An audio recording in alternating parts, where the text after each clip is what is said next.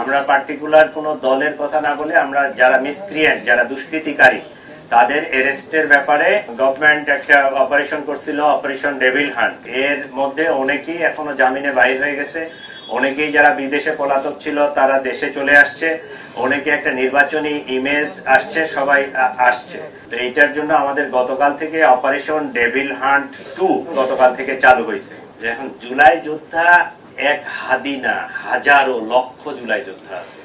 এই লক্ষ জুলাই যোদ্ধার ইন্ডিভিজুয়াল সিকিউরিটি নিশ্চিত করা প্রায় অসম্ভব, তবে সার্বিক সিচুয়েশনটাকে আমার সিকিউর করতে হবে। আপনারা সকলে অবগত আছেন, গত শুক্রবার অর্থাৎ 12 ডিসেম্বর দুপুর আনুমানিক 2:25 সময় রাজধানীর পল্টন এলাকার বক্স কালভার্ট জিআর টাওয়ারের সামনে মোটরসাইকেল আরোহী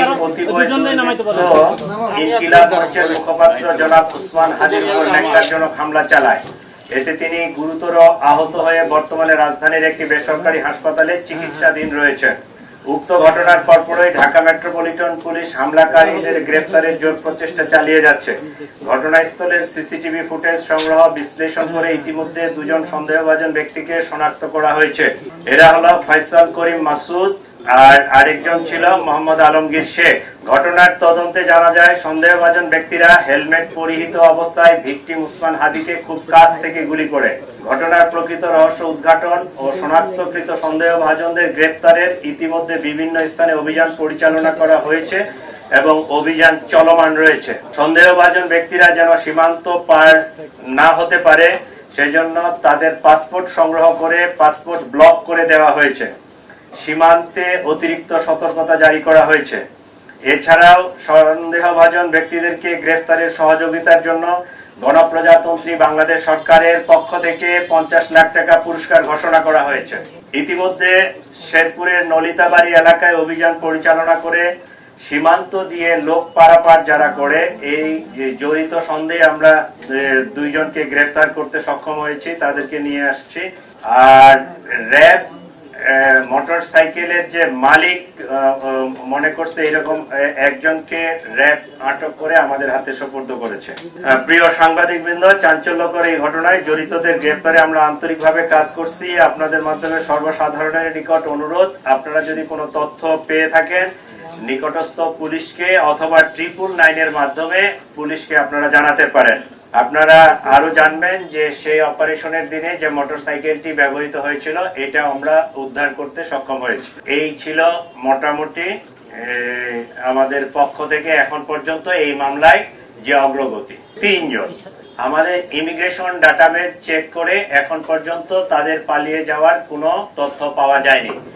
আমরা ফয়সালের পাসপোর্ট নাম্বারটা পেয়েছি, তার সর্বশেষ যে ট্রাভেল পাওয়া গেছে সেটা জুলাইয়ে সম্ভবত, সেটা থাইল্যান্ড থেকে সে আসছে, দেশে ইন করছে। এরপরে ইমিগ্রেশন ডাটাবেজে আর তার ডিপারচারের কোনো তথ্য নেই আমাদের কাছে।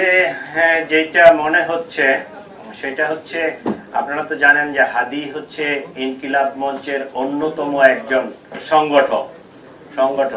তো এইটার যারা রাইভাল, যারা এটাকে পছন্দ করে নাই, যারা এটার প্রতিপক্ষ, তারাই তাকে টার্গেটেড একটা কিলিং করার জন্য হামলাটা করেছে। আমরা বাদী পক্ষের সাথে 2 দিন ধরে খুব জোর প্রচেষ্টা চালাচ্ছি যে তাদেরকে দিয়ে মামলাটা করলে অনেক ভালো হতো। কারণ পুলিশ বাদী না হয়ে তাদের, যেহেতু তার ভাই আছে, তার নিকটাত্মীয় যারা আছে, তাদেরকে দিয়ে তারা ওই আসতে পারতেছে না, আসলে তারা রুগী নিয়ে ব্যস্ত।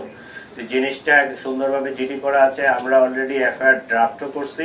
আজকে আমরা সিদ্ধান্ত নিচ্ছি যে তারা যদি নাই আসে সেক্ষেত্রে আমরা ট্রাই করব যে এফআইআরটা নিয়ে ওই হাসপাতাল থেকে তাদেরকে সিগনেচার করে নিয়ে আসা যায় কিনা। যদি সিগনেচার তারা করে দিল, না হলে আমরা পুলিশ বাদী হয়ে মামলাটা রেকর্ড করে ফেলব। আমি একজন দায়িত্বশীল কর্মকর্তা বাংলাদেশ গভর্নমেন্টের। আমি যখন একটা তথ্য দিব সেটা অথেন্টিক না হলে এই তথ্যটা আমি বলতে পারি না, ঠিক আছে? আপনাদের মতো আমিও এটা ফেসবুক সহ বিভিন্ন সোশ্যাল মিডিয়ায় দেখেছি। আমরা বিজিবিকে সতর্ক করেছি যে সীমান্ত দিয়ে যেন এরকম পারাপার না হয়ে যেতে পারে। আপনারা জানেন যে ইমিগ্রেশনের বাহিরেও আমাদের যেহেতু ইন্ডিয়ার সাথে স্থল সীমান্ত অনেকগুলো আছে, তো ওই যেতে পারে। তো এইরকম আমাদের কাছে তথ্য আসে নাই, বিজিবি সতর্ক আছে এবং আমাদের সকল ইমিগ্রেশন চেকপোস্টে তার ইয়াটা ব্লক করা আছে, পাসপোর্টটা। তো আমরা এইরকম কোনো তথ্য পাইনি, আমরা নিশ্চিত না। সে দেশে থাকলে আমার যদি নলেজে থাকতো আমি তো তারে কেস করব, বাট আমরা ট্রাই করতেছি। সে বিদেশে যেমন পালাইছে কিনা এই তথ্যটা আমাদের কাছে নিশ্চিত না, তাহলে আমরা ধরে নিব যে দেশে আছে। We are trying to net.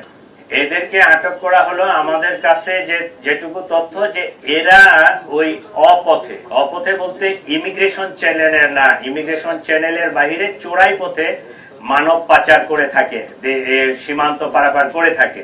তো তাদের কাছে এই ধরনের কোনো তথ্য আছে কিনা আমরা এই কারণে তাদেরকে নিয়ে আসতেছি। তাদের সাথে জিজ্ঞাসাবাদ করে কথাবার্তা বলে আমরা কোনো তথ্য পাইলে এটা পরবর্তীতে আপনাদেরকে জানাবো। আচ্ছা, আমাদের আপনারা জানেন যে এই গভর্নমেন্ট একটা অপারেশন করছিল, অপারেশন ডেভিল হান্ট। আমরা পার্টিকুলার কোনো দলের কথা না বলে আমরা যারা মিসক্রিয়েন্ট, যারা দুষ্কৃতিকারী, তাদের এরেস্টের ব্যাপারে এর আগে একটা অপারেশন চলছিল। এর মধ্যে অনেকেই এখনো জামিনে বাইর হয়ে গেছে, অনেকেই যারা বিদেশে পলাতক ছিল তারা দেশে চলে আসছে, অনেকে একটা নির্বাচনী ইমেজ আসছে, সবাই আসছে। তো এইটার জন্য আমাদের গতকাল থেকে অপারেশন ডেভিল হান্ট 2 এইটা একটা অপারেশন গতকাল থেকে চালু হয়েছে।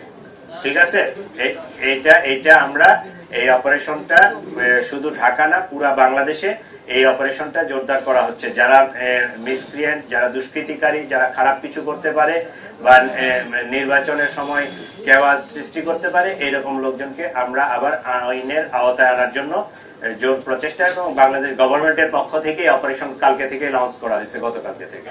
আমাদের পক্ষ থেকে আমরা সর্বোচ্চ চেষ্টা করতেছি আপনাদেরকে নিরাপদ রাখতে, কিন্তু আপনাদেরও একটা নাগরিক দায়িত্ব আছে সকলেরই। আপনার বাড়ির আশেপাশে, আপনার এলাকায় কোনো যদি মিসক্রিয়েন্ট থাকে, কোনো সন্ত্রাসী থাকে, কোনো অস্ত্রধারী থাকে, কোনো মাদক ব্যবসায়ী থাকে, কোনো চোরা কারবারি থাকে, একজন সচেতন নাগরিক হিসাবে আপনারও এটা দায়িত্ব পুলিশকে জানানো, পুলিশকে ইনফর্ম করা। আমি আশা করি আপনাদের মাধ্যমে ঢাকাবাসী, পুরা দেশবাসীকে রিকোয়েস্ট করতেছি, বাংলাদেশ গভর্নমেন্টের পক্ষ থেকে তো একটা পুরস্কার ঘোষণা করা হয়েছে এদেরকে ধরার বিষয়ে, এর বাহিরেও কোন অস্ত্রধারী বা এরকম কোন মিসক্রিয়েন্ট লোক যদি থাকে আপনারা আমাদেরকে তথ্য দিবেন। আপনাদের পরিচয় সম্পূর্ণরূপে গোপন রাখা হবে। আমরা এদেরকে ধরতে চাই, এদেরকে আইনের আওতায় আনতে চাই। কালকে ভিপি নূর একটা বক্তব্য দিছে, কালকে না পরশুদিন, ইয়াতে রিভার কেয়ারের সামনে, হ্যাঁ পরশুদিন। ওনার বক্তব্যটা আমার খুবই পছন্দ হয়েছে, আই স্যালিউট হিম। সে একজন নেতা হিসেবে বক্তব্যটা দিছে যে এখন জুলাই যোদ্ধা এক হাদি না, হাজারো লক্ষ জুলাই যোদ্ধা আছে। এই লক্ষ জুলাই যোদ্ধার ইন্ডিভিজুয়াল সিকিউরিটি নিশ্চিত করা প্রায় অসম্ভব। তবে সার্বিক সিচুয়েশনটাকে আমার সিকিউর করতে হবে, রাষ্ট্রকে সিকিউর করতে হবে, রাজধানীকে সিকিউর করতে হবে। আমরা এটা কাজ করতেছি, এবং যাদের এইরকম, যারা হাই প্রোফাইল, যাদের স্পেসিফিক এই ধরনের সিকিউরিটি থ্রেট আছে, তাদেরটা নিয়ে আমরা অ্যানালাইসিস করতেছি। তাদেরকে আমরা খুব কাছাকাছি, তাদের সাথে কোনো সিকিউরিটি অ্যারেঞ্জমেন্ট করা যায় কিনা, এটা অলরেডি আমরা প্রক্রিয়া চলতেছে। যাদেরকে আমরা এরকম খুব হাই থ্রেট মনে করতেছি তাদেরকে আমরা পার্সোনাল সিকিউরিটি দিব, আর ইন্ডিভিজুয়ালি এইভাবে সিকিউরিটি দেওয়া যাবে না। এটা ওভারঅল সিকিউরিটির সিস্টেমটাকে ডেভেলপ করে আমরা এই সিকিউরিটিটাকে আরো এনহ্যান্স করার চেষ্টা করতেছি।